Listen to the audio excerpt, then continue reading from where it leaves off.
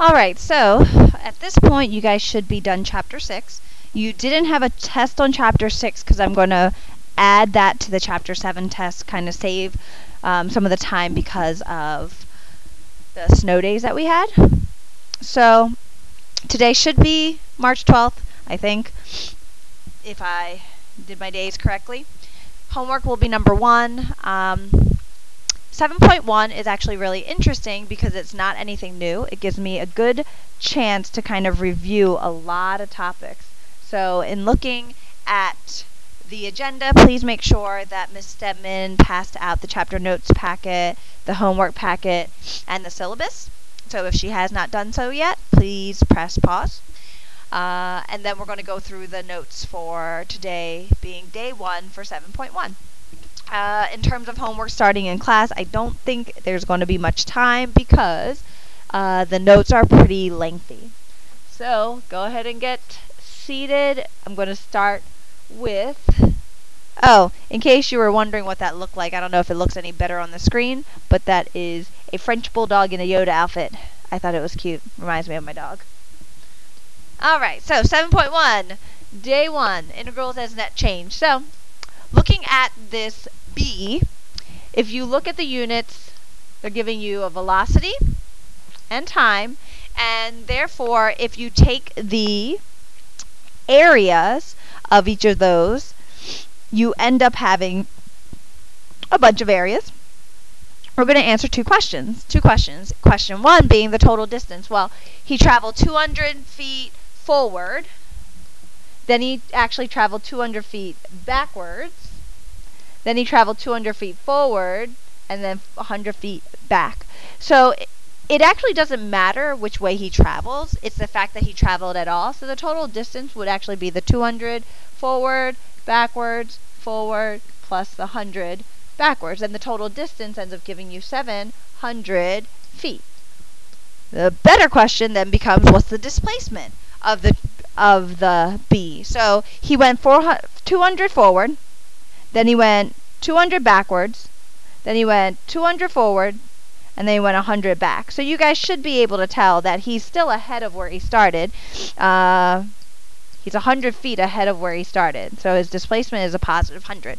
So how would we actually do that problem? We would take the 200 forward minus 200 backwards plus the 200 forward minus the 100 backwards. And that's how we get the 100 feet. Well, I actually want to talk about how would you write the integrals. So, looking at the first part, total distance, the total distance would actually be the integral from 0 to 2 is positive, and then we'll call it a v of t. You know what? I'm just going to shorten this and call it v dt. And then because the next 200 is negative, that's why we go from 3 to 5 negative. And that's because we're negating the negative area. And then adding from 6 to 8. And then subtracting 9 to 10. And that will actually give us the total distance, whereas the displacement is really easy. The displacement is just the integral from 0 until 10 of the velocity function times dt. Okay? Now, I wanted to show you that because that's pretty much what we're going to be looking at, the difference between total distance versus displacement throughout a bunch of different problems, different ways to look at it. So let's start off with analytically. If you want to do total distance, you would first need to find the x-intercepts of velocity. 2, you would do a sign chart. 3, you would add positive integrals and subtract negative integrals.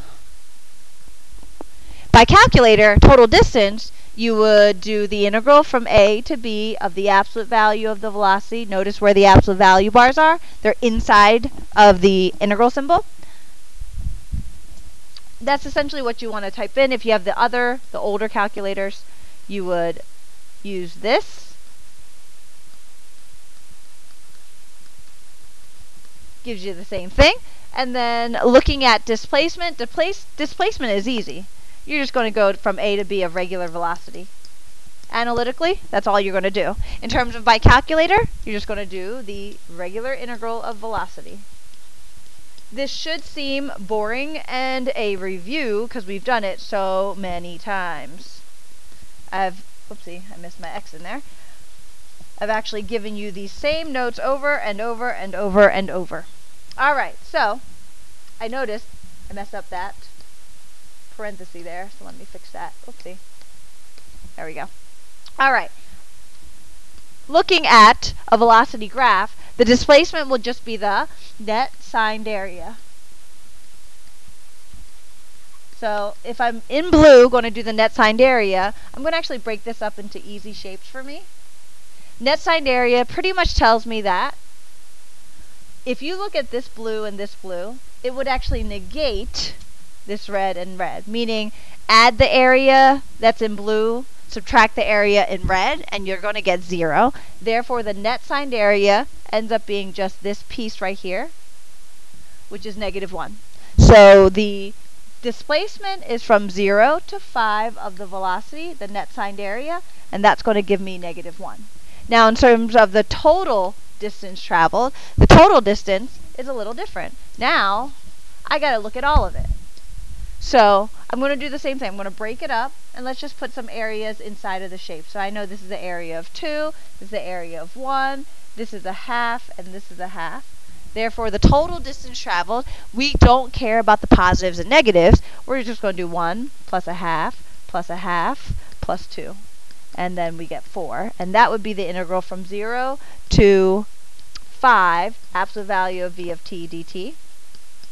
Or, the other way would be the integral from 0 to 2 is positive. The integral from 2 until 5 is negative, and that's how we would do it analytically, meaning no calculator. Alright, next one. Displacement versus total distance by calculator. Given the velocity in meters per second, what's the displacement of the particle? Write the integral expression. So I have no idea why there's so much space at the top, but if I want to just use my calculator to find the displacement, I would very simply go from 0 to 10 of the velocity function t cubed minus 7t squared plus 2t minus 8 dt.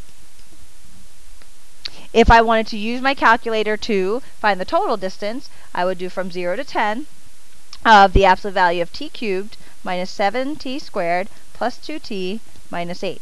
Now, dt.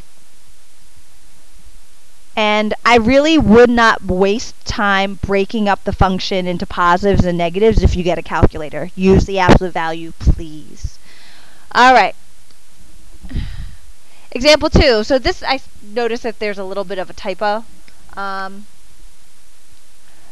particle's moving along a horizontal s-axis. I think that's supposed to say x-axis, but it doesn't matter.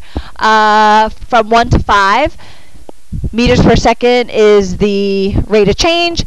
Let's see. Suppose the initial position of the particle in this example is s of 1 equals 9. What's the particle's position at t equal to 2 and t equal to 5? So analytically versus with the calculator. I'm going to tell you right now that the calculator is definitely much easier. So I'm going to start with that.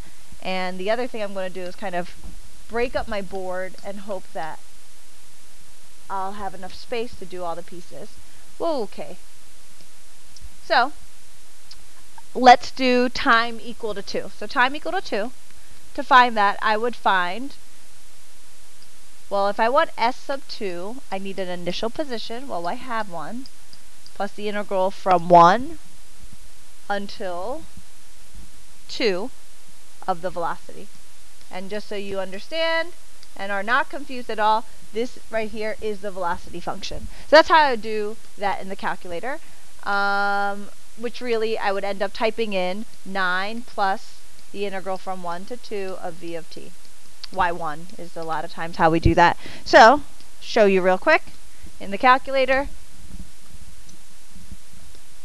Alright, so let's go into y equals. I'm going to put in my velocity function, which is 3t squared minus 4t plus 1. And if I want to get my position at time equal to 2, I'm going to quit that screen. I'm going to do 9 plus math. Number 9 gets me the integral. I'm going to do the integral from 1 to 2 of the function. Remember, I typed it into y1.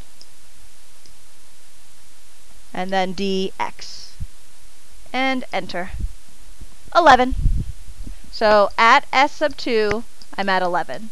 Now, another easy question would be, easily to get s sub 5, I would do s sub 1 plus the integral from 1 to 5 of velocity. So I would type almost exactly the same thing that I had before.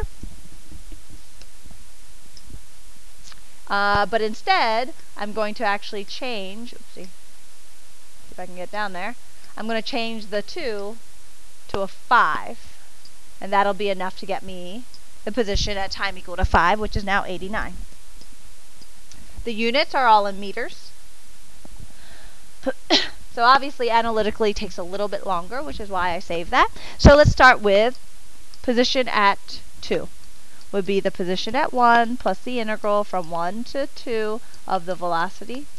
So I would need to find the antiderivative of velocity, which would be t cubed minus 2t squared plus t.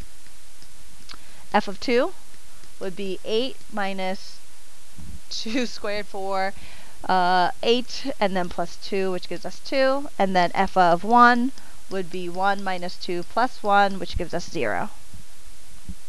Therefore, this is 2. Therefore, s sub 1 was 9 plus 2 gave us 11, and that is correct based off the calculator. And then secondly, we're going to do s sub 5. That would be s sub 1 plus the integral from 1 to 5 of v of t dt. Therefore, the only extra thing I have to do is find f of 5, which is going to be a little bit more of a pain. So I'm going to get 5 cubed, 125, minus 25 times 2 is 50, and then plus 5. So 75 plus 5 is 80. Therefore, this becomes 9, which is s sub 1 plus 80 gives us the 89. Perfect. So you should be able to do each of these problems by hand or by calculator. And what you'll notice is for each of these, I only asked you where the particle was. Okay?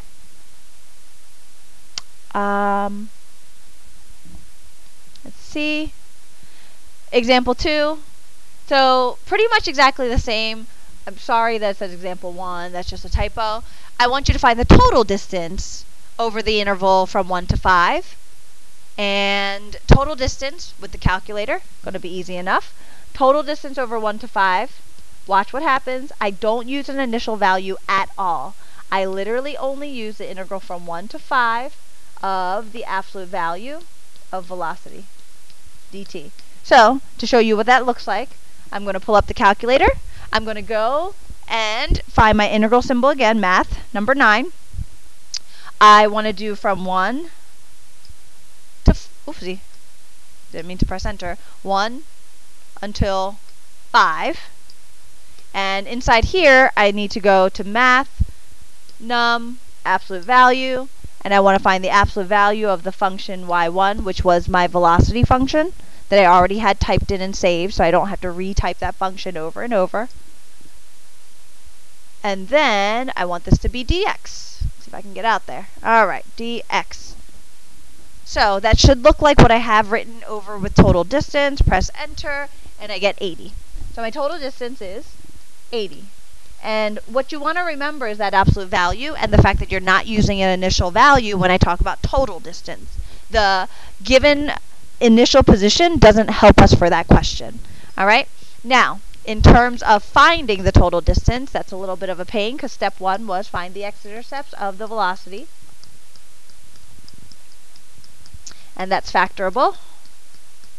And I want this to be negative, so it must be minus minus. Therefore, t equals 1/3 and 1.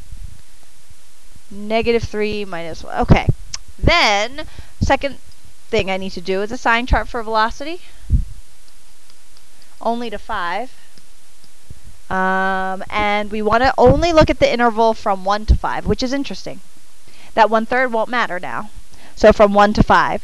Let's see. So if I substitute in 4, I would end up getting a positive. So this is probably not the best example that I've made in my life, but in this case, you would find the positive integral from 1 to 5 of v of t dt, and that's going to give you the total distance traveled from 1 to 5. And the reason why you don't do anything to it is the positive. Remember, when you find total distance, you add the positive integrals, you subtract the negative integrals, and in this case there's only a positive integral. We actually did that integral before. That's f of 5 minus f of 1. And I believe back here we found f of 5 was 80 and f of 1 was 0, which is why you get 80. Same answer as on the right side with the calculator. Alright, so this problem says particle is moving with an initial velocity of 5.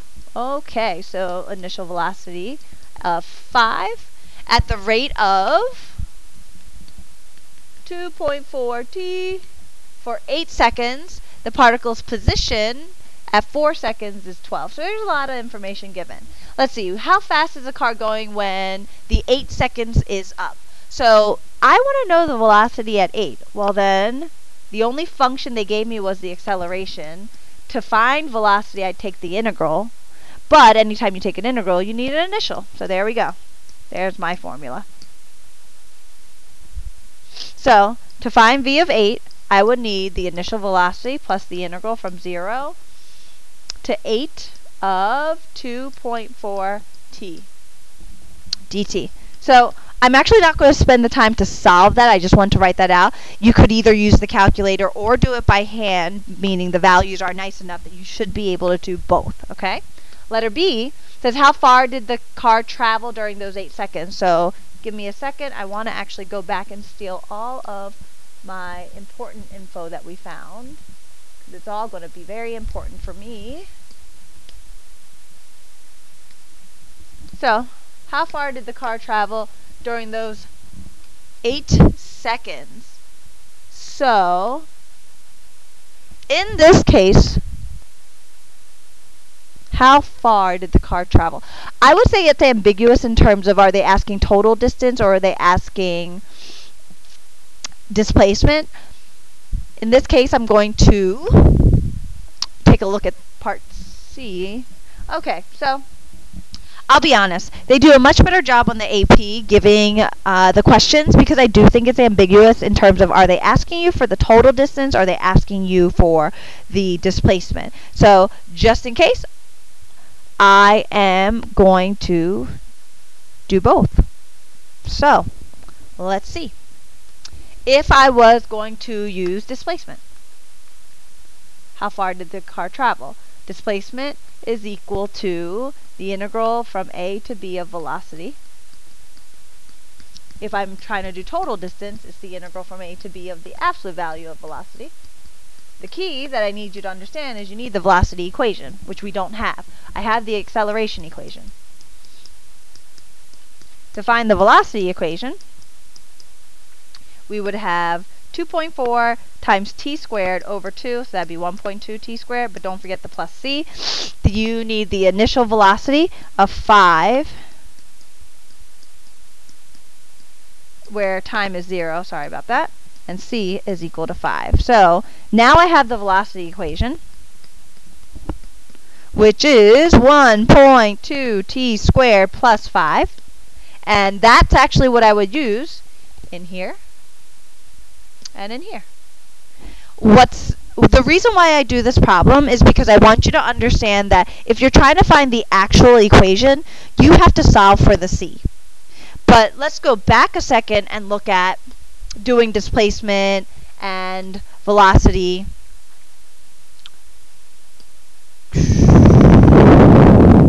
Oh, maybe I didn't do it before. So I do get people confused on solving for the C.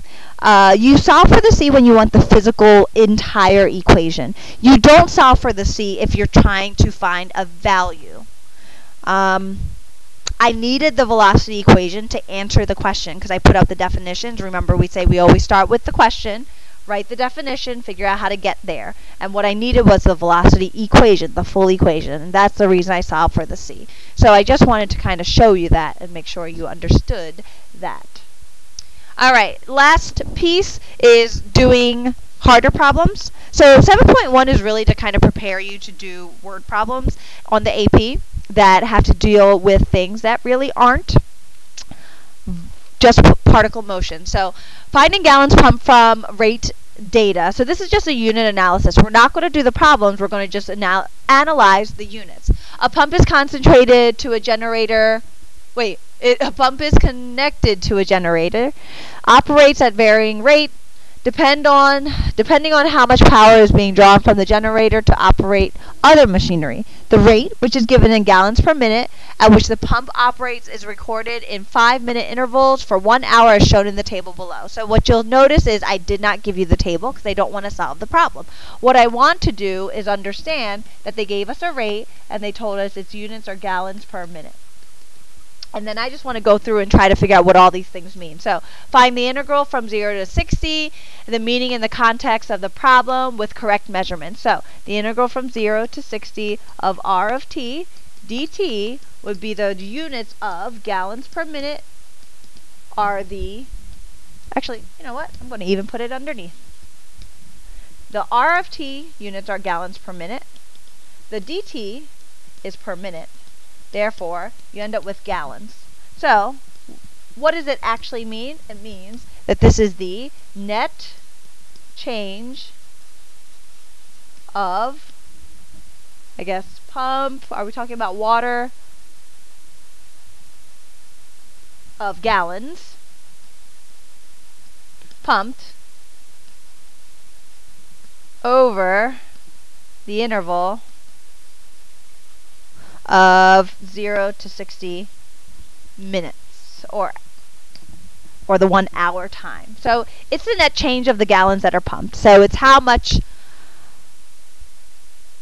I guess, water is being pumped in versus out. In this case, I think we're only pumping in one direction, but I always do like to use the word net.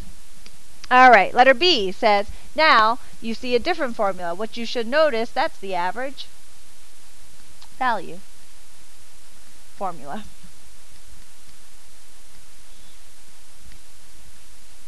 So, average value means that this is whose average you're actually trying to find. You're trying to find the average rate over 0 to 60 minutes. Average rate, I guess, of water, of pumping liquids. In terms of the units, let's do the units. I'm going to squeeze the units right here. So, 1, let's see. For some of you, it's just logical. You realize what the units will be. For some, well, for most of you, it's not logical. So we go through the units. So 1 over 60. The 60 are your time units, so that's minutes. Multiplied by r of t, which is gallons per minute. D of t, which is minutes. Gallons per minute, which should make sense. You want an average rate, you better give me a physical rate, which are in gallons per minute. Find the derivative of r with respect to t at time equal to 0 and the meaning and context of the problem using the correct units of measure. Well, I'm going to rewrite this. If I want to talk about units of measure, I want it to look like a fraction, and that would be gallons per minute divided by minutes, which is the same thing as gallons per minute times 1 over minute. So the units you get are actually gallons per minute squared. So what is it that you find here? At r prime of 0 is the rate of change of r of t in gallons per minute squared at time equal to 0. And it's the instantaneous. I'll even put that in. instantaneous rate of change. Okay. Let's see. So this is a free response question that I kind of deem to be similar to section 7.1 in terms of the word problems and in terms of trying to read through what you have. So I'm going to go through, and I have no idea if I have enough time for you guys to finish this in class, but if you don't, the video is up on YouTube, and therefore you can get to it and actually go over the free response question on your own if I don't make the bell. Alright, so an intersection in Thomasville, Oregon. Cars turn left at the rate of, so function with units over the time interval of 0 to 18 hours. So things that I notice, units. I also notice endpoints. The graph of the function is shown. So not only did they give me the function, they also gave me the physical graph. So that will also be helpful. Alright, so let's move over. Part A. No, actually, we'll do part A here. Just kidding. Alright, to the nearest whole number, find the total number of cars turning left at the intersection over the time interval. So for letter A, and yes, this is a calculator problem, to find the total number of cars turning left. So one thing I want you to notice, the whole graph of the rate of cars turning left is positive. So whether you find the total cars by doing the integral from 0 to the time of 18 of the absolute value versus just the plain old integral without the absolute value, the answers are going to be the same. So that's what I would put into the calculator. Let's actually take our time to put this into the calculator. Bring this over. First thing I want to do is check my mode. I want to be in radian mode. Second thing, I want to substitute this equation into my y1. That equation would be 60 root of x, and then sine, parentheses, sine of x divided by 3, parentheses, and then let's see if I have one too many. I forgot that they always give you a parenthesis when you do sine, so let's get rid of one of these, and then I want to close this guy and then square it. So just in case you're confused on what I just did, I'm rewriting the equation in the calculator, and it becomes L of t is equal to 60 root of t, make sure the root stops there, sine of t over 3, but that, when you put it in the calculator, you have to put as a square. Alright, let's take a look again. I think I have everything that I wanted. Now I also want to find the total cars. So I would do, I'm actually going to steal what I had before written, and I'm going to go back, and I'm just going to change my times. See, that would be 18, and this would be 0, and let's press enter. And we get,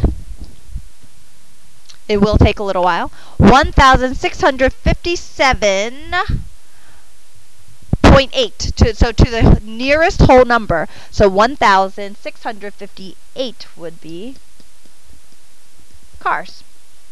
Alright, so you must show your integral. So I showed two different integrals. You have to show the integral. Please don't skip that step. Letter B says the traffic engineers will consider turn restrictions when L of t is greater than 150 cars per hour. Find all values for which L of t is greater than 150 and compute the average value of L over this time interval. So I'm going to need to, number one, get my calculator going. Things I want you to see, really in the calculator, here's what I'm going to do. I'm going to solve this. I'm going to find these two times. I'm not going to guess. I'm going to use my calculator.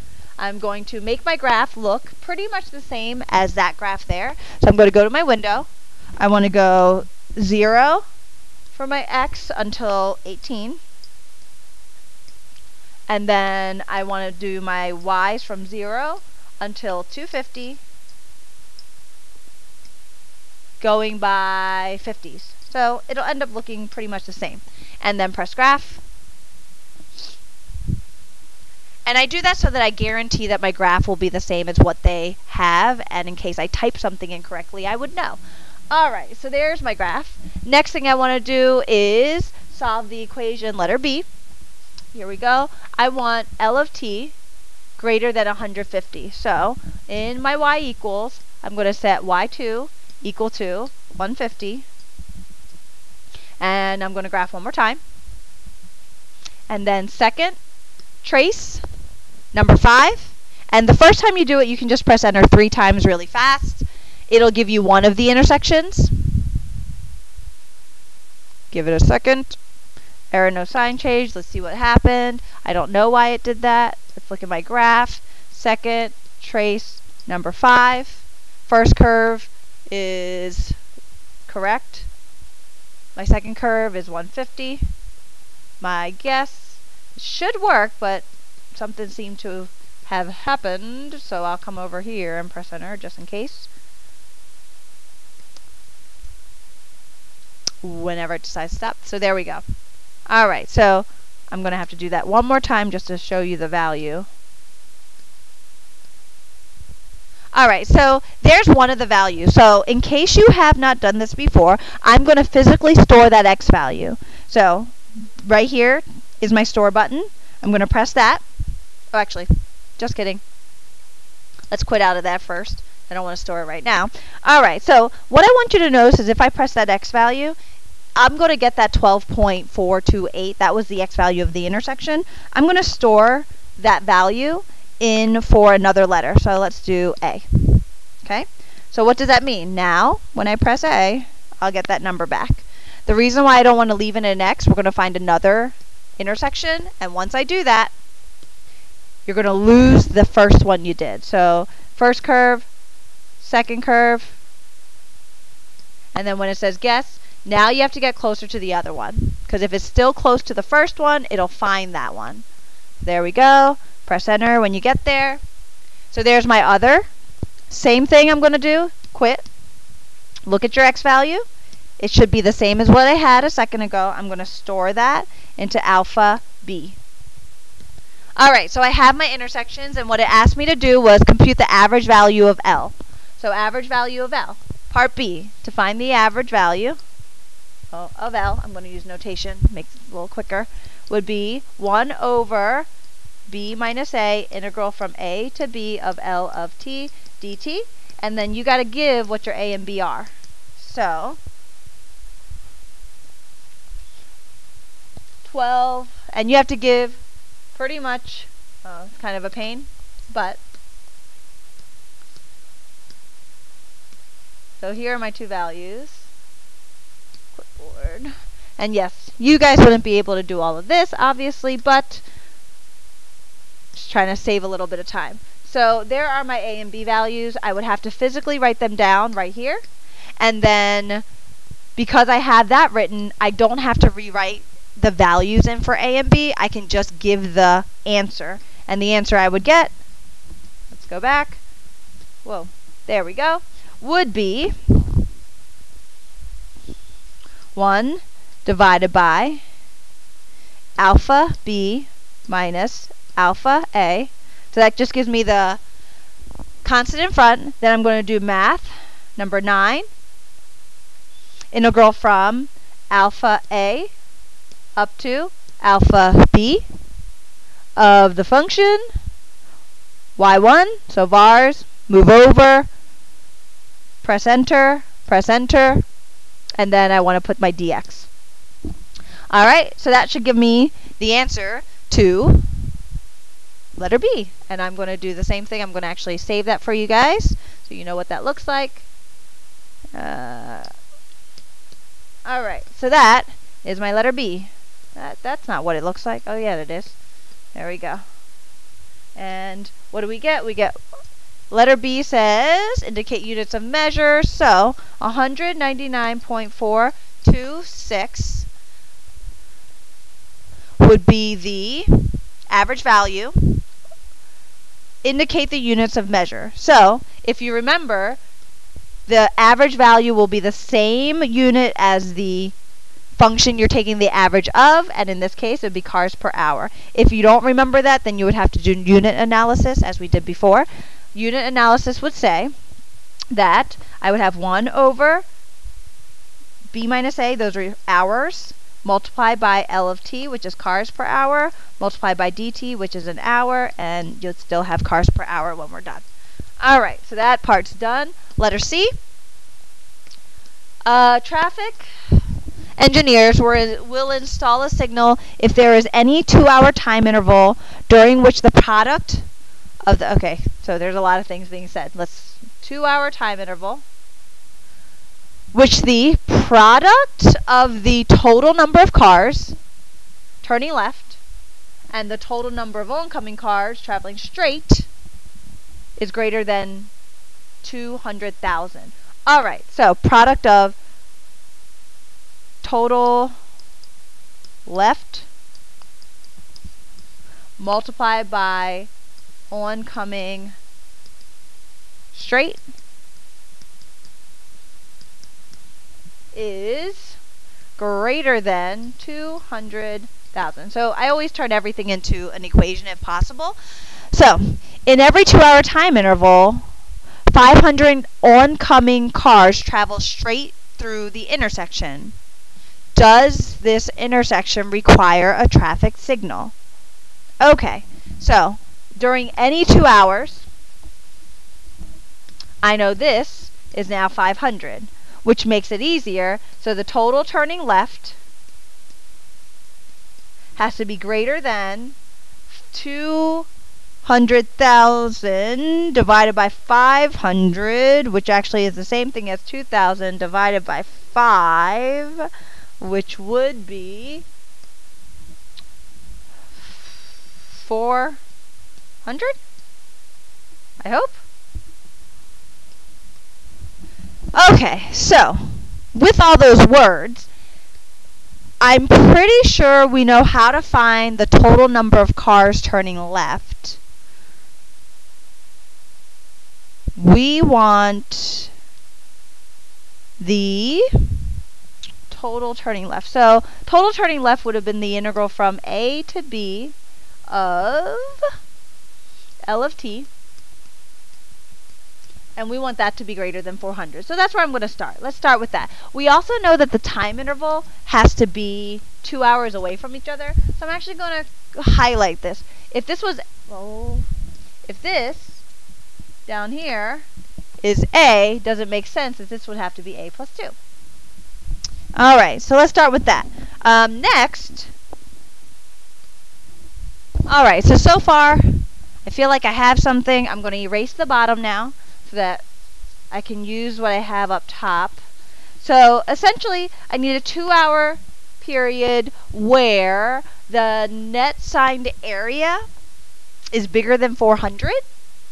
So I'm hoping that makes some sense to you in terms of the time. So let's talk a little bit about what I would have done to make this work.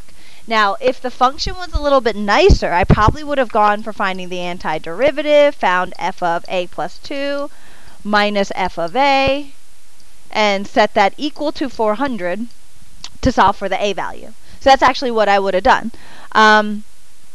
In terms of trying to figure out an easier way, because I'll be honest, no, you guys cannot take the antiderivative of that by hand. And that would be the only way we could do that. So there must be another option. So I'm going to look at net signed area and say, where would I get the biggest net signed area? Let's see. So if I tried to pick maybe a 2-hour time span somewhere here, like, let's see, 2 hours, that would be like 12 point something, so 14 point something. No, 2 hours is actually a little smaller. So try here. So right now I'm just guessing and checking. If I can find the integral from, say, it looks like 13 to 15. Let's check the integral from 13 to 15. and see if it's greater than 400. Because if it is, that's all you need. You need one time interval where this happens.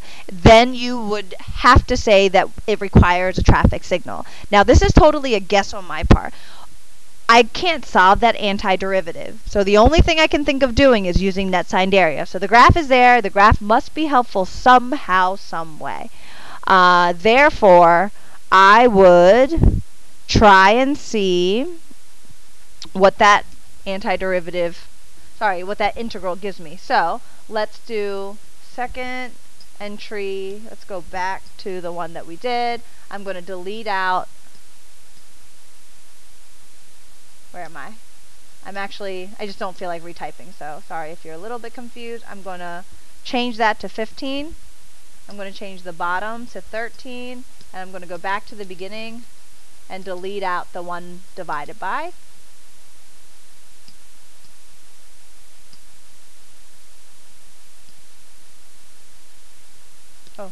Oh, wow. So that's totally not what I meant to do, but oh gosh. Alright, so that was totally not what I meant to do. I am obviously tired at this point. I'm going to have to end up doing math. 9. 13. Move up. 15.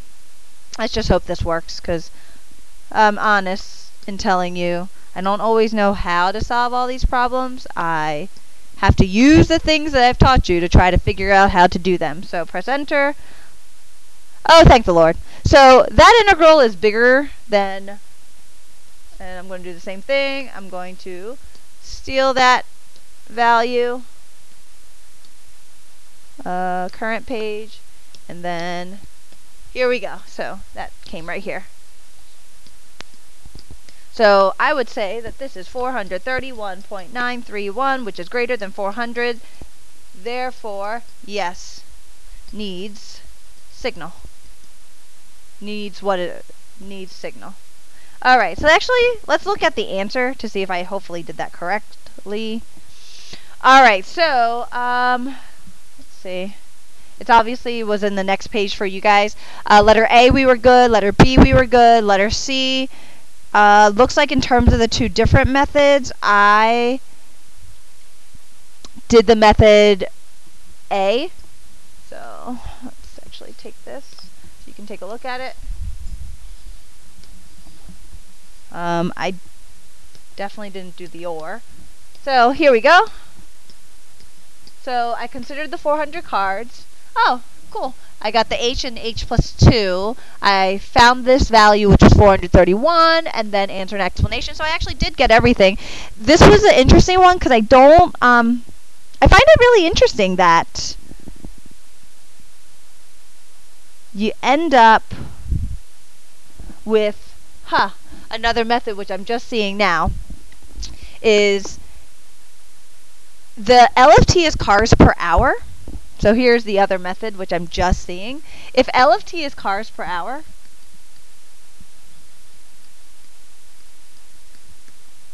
well, given the fact of how many cars I get per hour,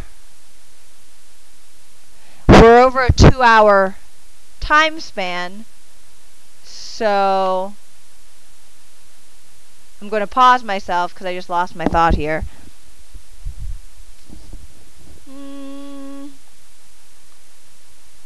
Get you cars over 2 hours, so 2-hour time interval. So if I just do multiply by 2, divide by 2. Okay. So they're using, oh Lord, I'm tired. The other option that you're using, so the number of cars turning left will be greater than 400 on a 2-hour time interval if LFT is greater than 200. And that's because over the 2 hours, if you want it to be greater than 400, you would need 200 in an hour on that interval. LFT is greater than 200 on any subinterval of 13 to 15. So going back to the graph. Sorry, I feel like I'm mumbling to myself. So L of t ends up being greater than 200 at those times. That's essentially what's happening. I keep losing my train of thought. Therefore, Ms. Stedman, if you have a better way of explaining that, please do so. It is late and I'm tired. All right.